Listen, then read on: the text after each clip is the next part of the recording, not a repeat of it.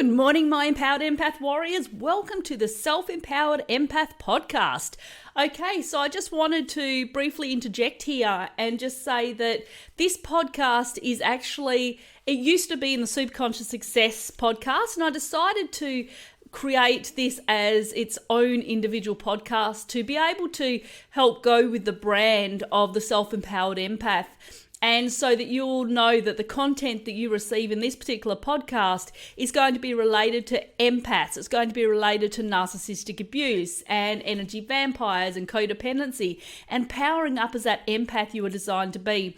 So if you find reference within the podcast, or if you're wondering why it's sort of like, says something about Superconscious Success, that is the reason why. If you haven't yet checked out Superconscious Success podcast though, definitely go ahead and do that. That's got some great spirituality podcast episodes you may be interested in. This particular podcast, this is a podcast of mine and Terra Bundance's, and we are here to help you to power up as that empath you are designed to be. With both of us having struggled with codependency and other, issues being around narcissists throughout our lifetime, then it has really opened our eyes, and it's really something we are very passionate about. So I just wanted to interject here before we get into this episode, and I look forward to seeing you in future episodes. After a number of these are done, and I've actually converted them all across to the Self Empowered Empath, then we will start our official Self Empowered Empath podcast, where we will interview guests, but also we will do individual episodes, as I've just done one of my own on codependency. And this podcast is going to have either individual episodes with myself and Terra, or there's going to be joint episodes. There's lots of incredible content on its way for you. Okay, thanks so much for joining us today, and I will catch you later. Bye. Hi there, Jennifer Matthews here, again from the Self Empowered Empath section of the Superconscious Success. Now, in a previous video, I actually spoke to you about detachment and how attachment is one of the downfalls of the codependent. Now, for your information, I've actually linked this in the description, as well as added it as an end note to this video. Now, in this particular video, we're actually going to talk about something else that stops us codependents from moving away from toxic relationships and finally living the life that we're supposed to be living. And that is dependency on other people for everything. So many people stay in toxic relationships because they are scared to move away for fear that they can't do it themselves. In this video, I'd like to give you some hope and also some tips as to how you can finally undepend yourself. Now, do you know of anyone, or maybe you've experienced it yourself, that is in a toxic relationship, but they keep telling themselves that they can't live without that person or can't face being alone? Maybe you keep saying you don't know if you can take care of yourself, or, oh no, but I need this person. Maybe you're scared to leave because you have children and have been a stay-at-home parent the whole time, so you don't have your own income source. Whatever it is, you have become codependent on this other person for fulfilling your needs, which means that your power has been taken away from you, or in another way, you've given your power away to somebody else. Now, very often, codependency stems from early childhood when we suffer some sort of abandonment issues or abuse. Now, we may have gone through experiences where people either intentionally or unintentionally abandoned you, and so you feel like you need to do anything you can to make people like you. Maybe people you care about have rejected you, abused you, or let you down, therefore making you believe that people are never going to be there for you. So what do we do when we believe that the only way to have people like us and to pay attention to us is we become a people pleaser? We never say how we truly feel, and we overgive on every level. So we're so lonely and we're in so much pain that we start needing somebody else to fill that void that we're feeling. This is when codependency starts to happen. You start relying on their energy and their power and their love to fill your cup instead of your own. You start becoming dependent on their approval, their presence, and also on their need for you as well. But we don't just become dependent on our partners or our parents, but we can also become dependent on our friends and our children too. So what is wrong with needing someone? Isn't that a healthy part of a relationship? Well, yes, to a certain degree. However, when you start to make the other people the key to your happiness and then you start believing that it's their job to keep you happy, then that becomes dependency. Unfortunately, when we place such a big task on somebody else, but we have the belief that we're unlovable or that nobody's going to be there for us, it can be an impossible task for that person. And because we need other people so much, we start to lower our bar and we start to need people that are even toxic for us. Now, we convince ourselves that we can't live without them, and we tolerate abuse in order to keep them in our lives. But that could not be further from the truth. And staying somewhere because you're scared of not being able to financially support yourself, or because you don't believe that you can get anyone better, or because you're scared to be alone, is definitely not in your best interest. So now it's time to undepend yourself. It is now time to plan an escape and figure out what the next step is for what is your best interest. It's time to start thinking about you. If you're a parent like me, then you will understand that when we have kids, sometimes we can put our whole energy into raising those children and we forget about ourselves. Well, now it's time to start putting focus into yourself because you deserve it. So firstly, it's time to figure out what the state of your relationship is, because sometimes we can be in a healthy relationship that is salvageable, but we are putting so much neediness onto the other person that we're driving them away. We're putting so much pressure on them to try to make us happy that they feel suffocated and they want to leave.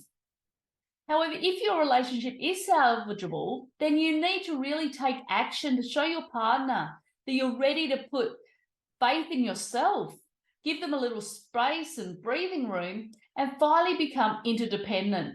It's time for you to get your own power back. And remember, I'm sure it's not fun to be the person on the other end that is being made to feel responsible for your happiness. However, on the flip side, if you're in a toxic relationship, it's time to figure out how you're going to plan your escape. Are you going to go down a positive escape where you get your own job, you set other goals, maybe you study to work towards what you're wanting to do, or you work towards freedom from that situation? Or are you going to move from one dependency to another and try to escape into a world of addictions simply to escape the pain? Now, I certainly hope that you choose the first option, because I believe that you're able to make positive changes in your life that can get you out of these dependent behaviours. Now, I'm in no way saying that becoming undependent is an overnight thing or that it's necessarily easy, because it's not. When you've been codependent on people for so long, for your entire life, it's a very difficult pattern to break. You need to work at rebuilding your self-worth and rebuilding your self-esteem. You need to start healing from those childhood wounds and traumas that you experience. And you need to work on those belief systems that are getting in your way. Now, if you're emotionally or financially dependent on this person, then it's going to be a process, and you need to go easy on yourself while you work through it. Because let's face it, if you've been the primary caregiver of your children for the last 18 years and you've been financially dependent on your partner, then it's going to take some time to build the skills, get your own financial source, and become less dependent. One step at a time is all it takes. Okay, so now let's go through some action steps that you can start taking that may make you heal and move towards independence. So the first thing that I want you to do is to take a really good look at your childhood.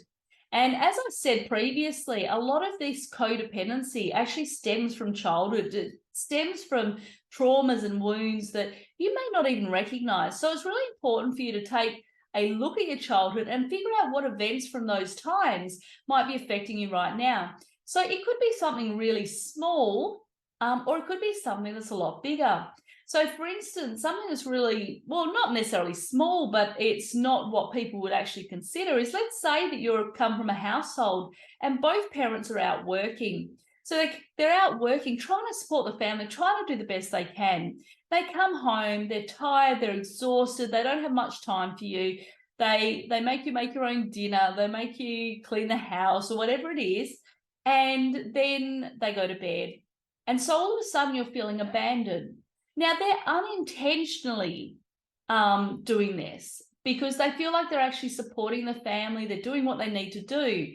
But unfortunately, you're in the crossfire. And so you are, at this point, you're feeling neglected, you're feeling abandoned. At this point, your inner child or the young child does not recognize what the parent's trying to do.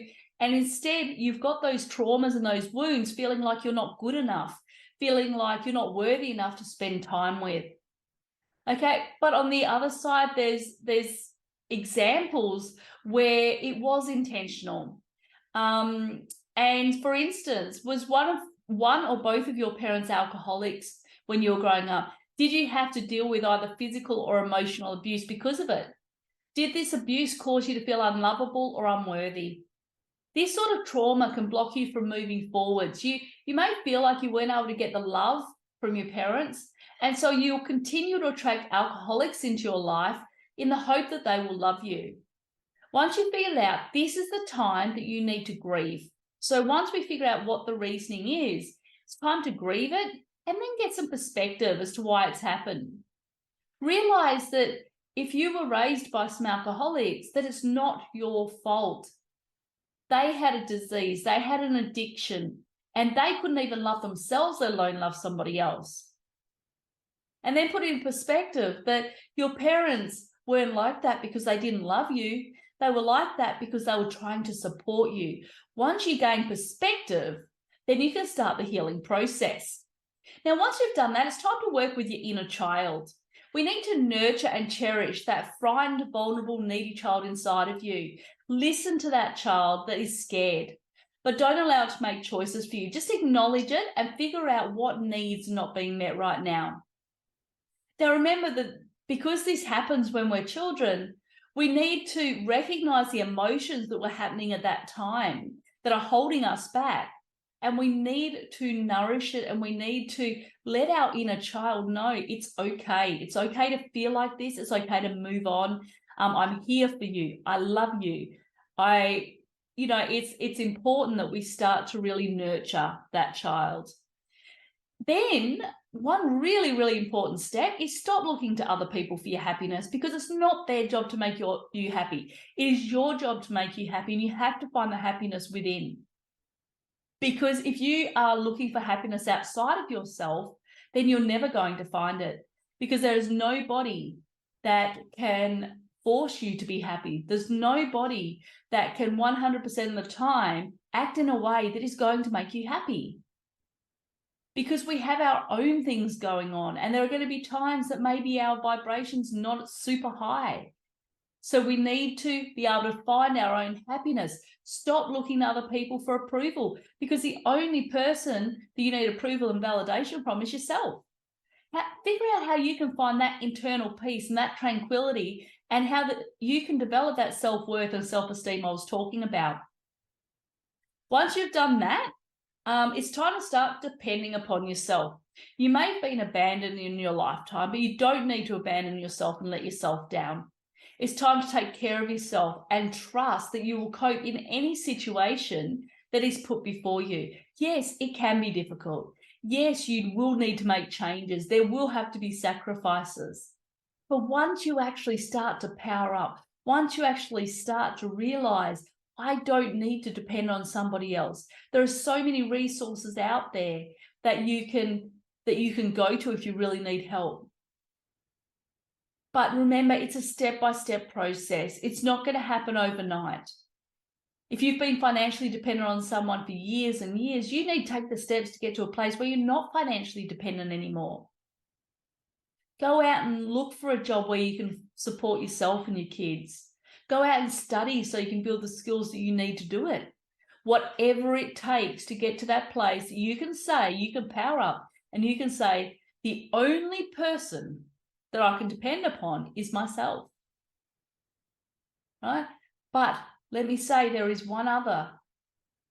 I'm not saying that there's not people around you that you can depend upon, but not solely. Not so much that it's putting so much pressure on somebody else. You depend on you. You make choices for you. Don't allow anybody else to make the choices for you, because you know you best.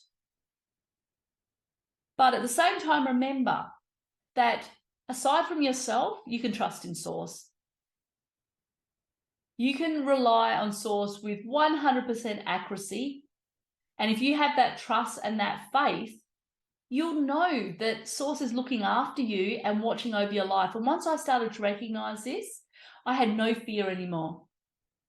I knew I could depend upon myself, because no matter what happened, Source would have my back.